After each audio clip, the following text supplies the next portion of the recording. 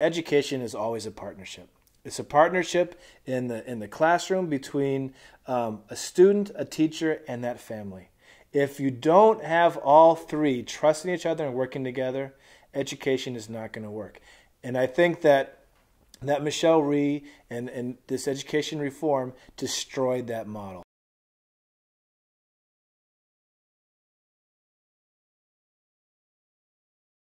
Hart Middle School is located in Southeast Ward 8, Southeast Washington, D.C. It served 95 to 98% of the student population were on free and reduced lunch. They were African American students, and many of them lived in housing projects in the nearby community.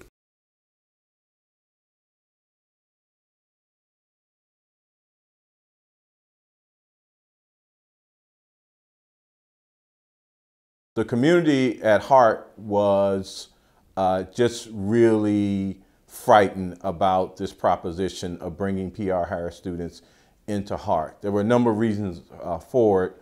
One was the hostilities between the neighborhoods, which were clearly known. MPD spoke about it, community leaders spoke about it. We had roving leaders at Hart who spoke about it. And there was a real concern that if you consolidated these two populations without some real strong community work, that there would be chaos.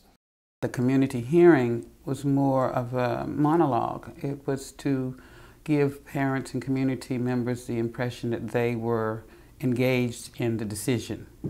But basically after the meeting was over, it was clear that the decision had been made. The community meeting was simply it was just an exercise. I didn't get the sense that they were heard.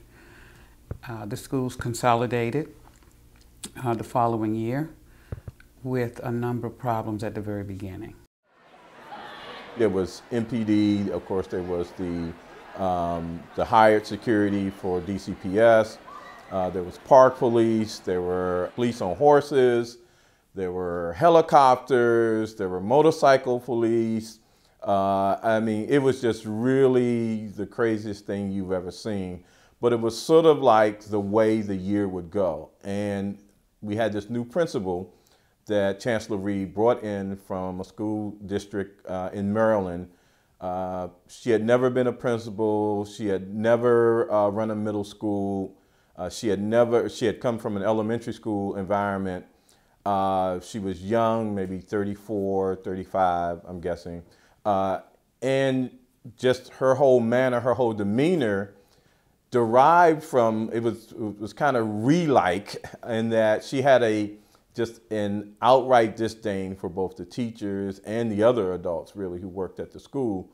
And given all of this, the first few weeks of school were just madness. We also opened with a number of classes that did not have teachers, so we had to bring substitute teachers in. And many of these classes were core subjects: language arts and math, science.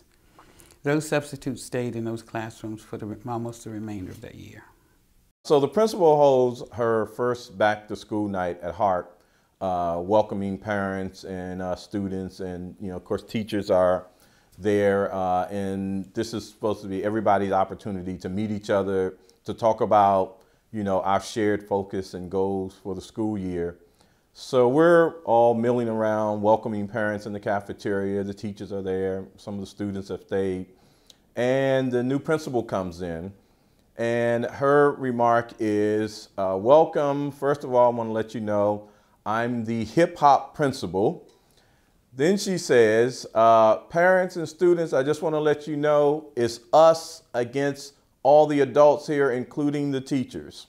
That one incident began to cultivate a climate in which students felt that it's us against you. It did not help in terms of with discipline issues. It actually exacerbated discipline problems, and things were way out of control. It had gotten so bad in terms of the control of the school that teachers were calling 911 from their classrooms. There were daily assaults on teachers. But because of Rhee's edict that this school be at least made to look like it's doing better, children were not allowed to be suspended. Teachers who were told that you cannot exclude students from your classroom. To refer a student for any disciplinary action would be a reflection on you. Because the principal herself was antagonistic toward the teachers, that carried over to young people. I got the sense that she wanted to build a relationship with parents by putting a wedge between parents and teachers. I don't think she saw that the parents, teachers, and students and the entire community would be the support service that she would need.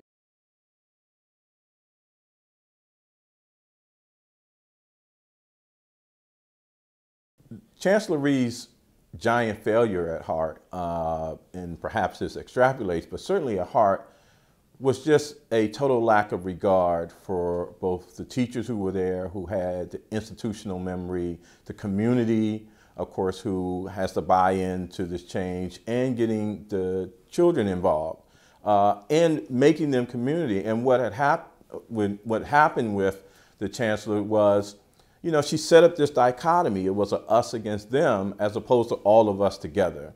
And had she really listened to some of those parents, there could have been the kind of change in that community that would have been the kind of thing that should have been celebrated.